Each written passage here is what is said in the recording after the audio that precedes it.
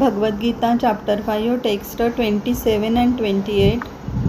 स्पर्शान् कृत्वा बहिर्बाह्यांश क्षुश्चैवान्तरे भ्रुवोः प्राणापानौ समौ कृत्वा नासाभ्यन्तरचारिणौ यतेन्द्रियं नोर्बुद्धिर्निर्मोक्षपरायणः विगतेच्छा भयक्रोधो यः सदा मुक्त एव सः.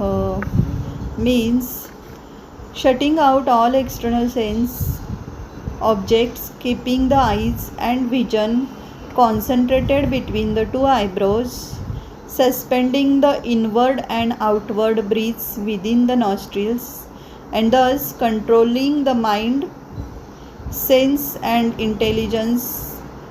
The transcendentalist, aiming at liberation, becomes free from desire, fear and anger. One who is always in this state is certainly liberated. Radhe Radhe.